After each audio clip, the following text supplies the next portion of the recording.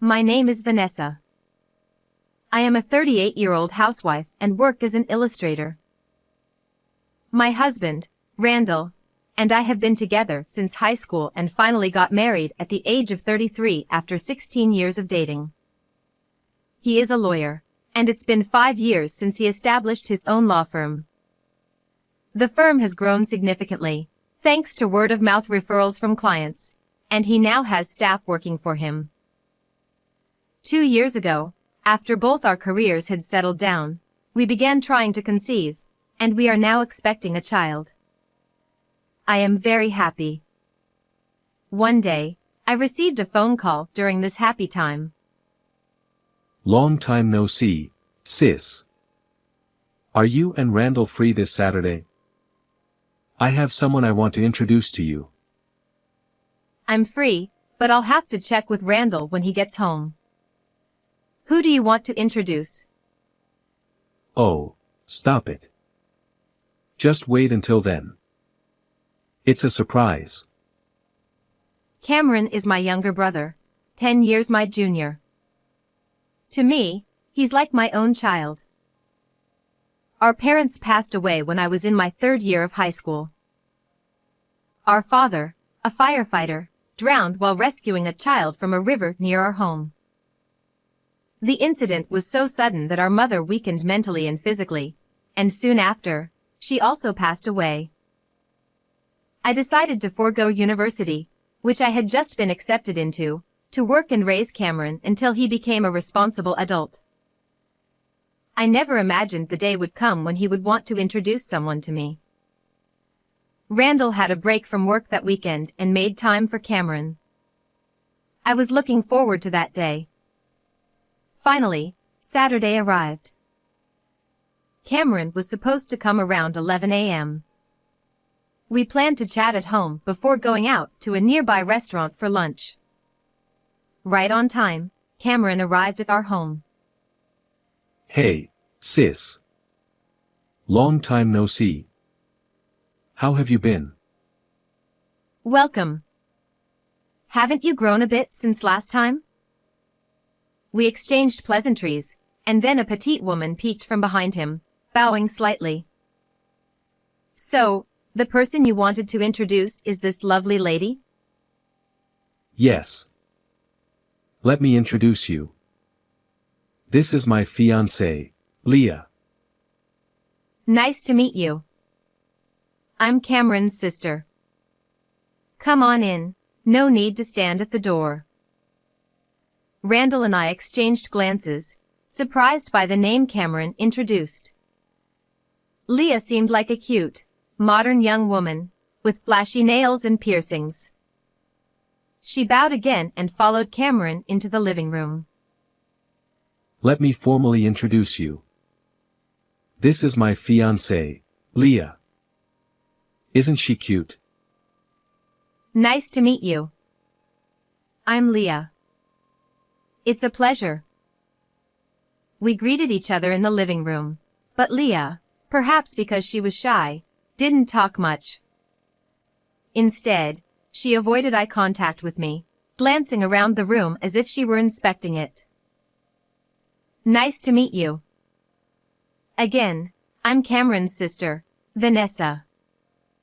And this is my husband, Randall. Nice to meet you. Cameron told me he had a cute girlfriend, and he was right. Oh, was that inappropriate? Sorry. Randall, worried that he might have said too much, inadvertently lightened the atmosphere with his words, and the conversation continued with smiles. Oh, thank you. Leah, how old are you? Where did you meet Cameron? I'm 22. We met at a dinner party. I see. So young. I'm envious. At 40, I couldn't help but feel envious of Leah's youth. I wonder what I was doing at 22. Though I had no regrets, it was a time of both fun and hardship. As I reminisced about my past, Randall spoke up. That sounds nice. I wish I could have gone to such parties. He sighed with a smile. Randall, you were always supporting my sister who was working so hard. I really appreciate it. Hearing this, Leah leaned forward and spoke to me. Vanessa, when did you start working? Right after graduating high school. I was working in a factory when I was around your age. After high school, I was assigned a job by the Career Guidance Office and worked at a factory for 14 years until Cameron graduated from university.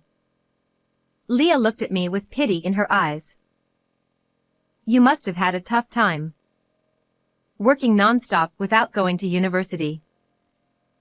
Hearing this, Cameron, who had been enjoying the conversation, now looked downcast. I told Cameron, I don't want you to think it was your fault. It wasn't really tough. I had fun. I might have entered the adult world a bit earlier than others, but it was interesting. Leah, are you a university student? Yes, I'm planning to submit our marriage registration as soon as I graduate and become a housewife. Hearing this, Cameron lifted his face, and his smile gradually returned, which relieved me. Leah wanted to marry while still a student, but Cameron, being a firefighter, convinced her to wait until she graduated. Leah reluctantly agreed. Her family runs a company, so she's never had to worry about money and has never worked a part-time job. Perhaps because of this, she thinks that women who don't work are the winners in life and seem to pity me for having worked. While I don't think people who work are necessarily superior, I believe work experience is an essential skill for life. I realized that Leah and I had different values, but she's still in her early 20s, so I decided to let it go. Afterward, we went to the reserved restaurant, had various conversations, and enjoyed our meal. Cameron, why is she his choice for a wife? They haven't even been dating for 6 months, right? After Cameron and Leah left, Randall muttered. Well, the length of time before marriage varies from person to person. As long as Cameron is happy, that's all that matters. But yes, she certainly seemed like a sheltered young lady. Initially, I was simply happy that my little brother was getting married, but Randall's words made me a bit uneasy. 2 months passed since Cameron introduced Leah to us, and they were coming over again. This time, they wanted to hand-deliver the wedding invitations. As soon as Cameron entered the living room, he handed me an invitation. The wedding is set for 3 months from now, in March. Both of you must come. Oh, that's quite soon. I wondered if they could manage such a large event in time. Leah insisted on having the wedding right after graduation. Well, the younger, the cuter, right? I stared at Leah, unable to help myself. Is there something on my face? She looked back at me with a displeased expression. Oh, no. Sorry about that. I was just wondering if you plan to work part-time after getting married. I had been curious about this. What are you talking about? If I worked, I wouldn't be able to take care of the house. Cameron needs to focus on his job, and if we ever need money, my dad is there. Leah's words made it clear that she didn't want to work and planned to rely on her father if necessary. Isn't Leah cute, taking care of me? Love is blind, as they say.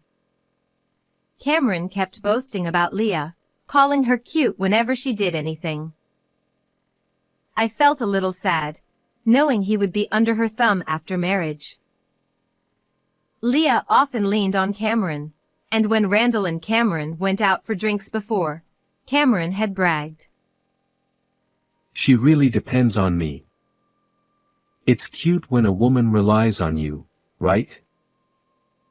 As a firefighter in a tough, male-dominated environment, Cameron found Leah's dependence refreshing. I nodded at his words. I see. Yes, she is cute. Cameron smiled with satisfaction, while Leah kept her eyes fixed on me. Vanessa, are you pregnant? Yes. I had mentioned my pregnancy when Cameron introduced Leah to us previously. Maybe she was too nervous to remember. Oh, I didn't really listen to your story. How far along are you? She didn't remember. She just hadn't listened.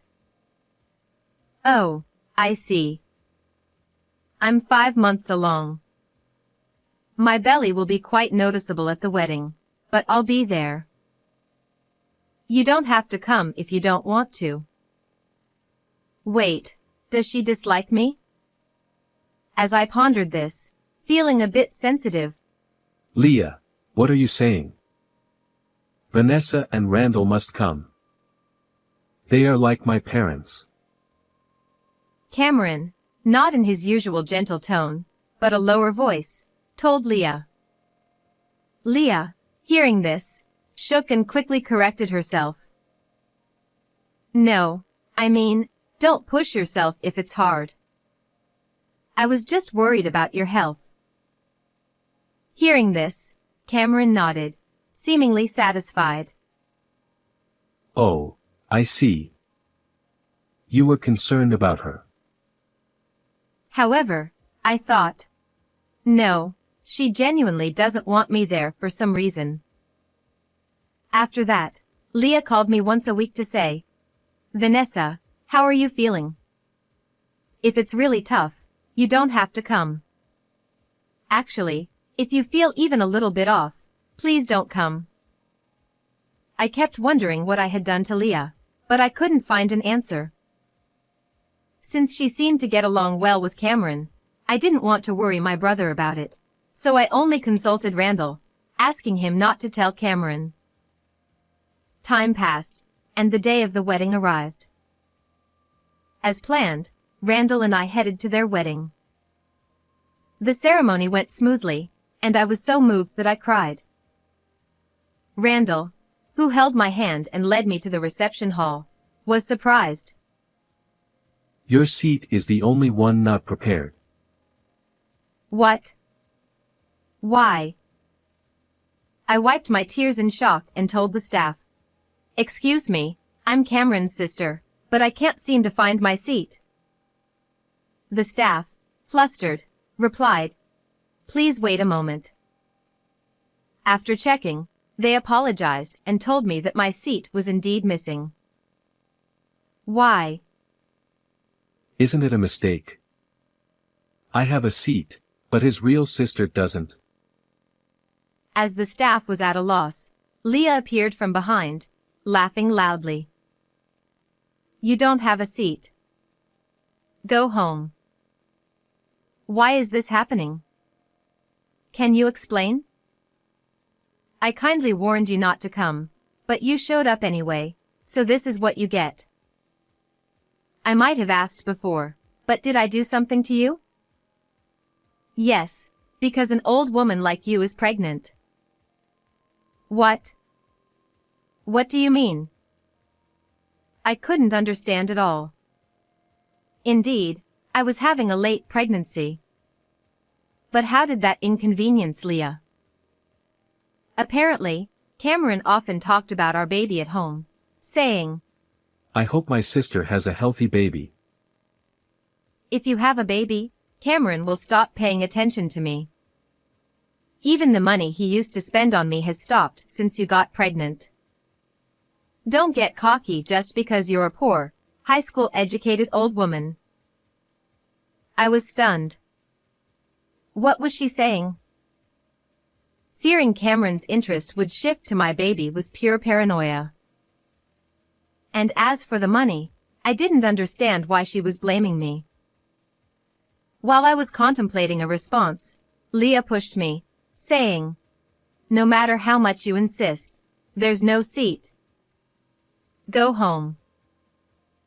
Fortunately, Randall caught me before I fell and hurt my back. Realizing that staying here was dangerous, I said, "Fine. I'll go. But don't regret it." "What are you mumbling about?" "I won't regret it. Just leave." I sent Cameron a message. "Sorry, I'm leaving today. I'll talk to you properly another time. Enjoy today." As I was about to leave, I heard Cameron's voice from behind. "Leah, how many times do I have to tell you? I spent all my savings on this wedding because it was expensive. That's why I can't buy what you want." That's obviously a lie. You're a public servant. You must have money. Always talking about your sister. Are you a sister complex or what? You just want to spend money on your poor sister's baby. Leah wasn't listening to Cameron at all. Then, a new figure appeared. "What's all this commotion?" "Dad, listen. Because of her pregnancy, Cameron is neglecting me." When Leah's father looked in my direction, he was shocked. "What? You? This person?" "Hello." I greeted him with a smile. "Are you Cameron's sister?" "Yes, it seems you have no interest in the family of your daughter's fiancé." In fact, I had a business relationship with Leah's father. However, Leah's parents had declined a family meeting because I had no parents. I knew about her parents, but Leah's father seemed indifferent to his daughter's fiancé's family. So what if this old woman is Cameron's sister? "This person is supposed to exclusively write essays for our company in the future." So what? Didn't you say high school graduates are incompetent, Dad? "No, Vanessa's essays are quite popular and she's very talented. Several companies wanted to sign her, but recently she decided to contract with our company." That's right. Since you are my brother's future in-laws, I thought I'd work with you. But even someone as incompetent as me can tell it's better not to contract with a company that mocks people. So, let's consider the contract null and void. "No, this is a misunderstanding. I didn't realize Cameron's sister was such a talented person." I graduated high school and started working right away to raise Cameron into a fine adult. Thanks to that, he grew into a respectable young man. Now, I'm a self-taught illustrator. Education doesn't matter. Besides, I'm not poor. While working at the factory, I also drew illustrations as a hobby. Posting these on my blog brought in some income, allowing me to quit the factory and become a full-time illustrator. Over the years, several publishers approached me to turn my blog into a book. Leah's father tried to make amends, fearing the loss of our contract, but Randall intervened. "Please stop for my wife's health." Just then, it's almost time. The staff had come to fetch Leah to change into her reception dress, but Cameron replied, "Cancel the reception. Inform the guests it's now just a dinner." Hearing this, Leah screamed. "What? Why?" I was about to wear a beautiful dress. Cameron had decided not to marry Leah. "After hearing your conversation, I realized you just want my money. You're taking it out on my sister because you're not getting your way. I can't be with someone who throws hysterics when things don't go their way." Cameron explained calmly, pushed the clinging Leah away, and went to the reception hall to explain the situation. As they had planned to submit their marriage registration after the ceremony, it ended as an engagement cancellation. Since Leah caused the cancellation, she was responsible for all the fees. Cameron later told me the sudden wedding with many added options cost at least $100,000, not including the honeymoon. Leah had to cover these costs herself since her parents were also in trouble, working day and night to pay off the debt. Meanwhile, I safely gave birth to a daughter. Though recovery took some time, seeing my daughter's sleeping face filled me with happiness. Cameron dotes on his niece and visits every weekend, competing with Randall for her attention. I hope he finds a good partner soon. How was today's story? Don't forget to subscribe to our channel. See you in the next video.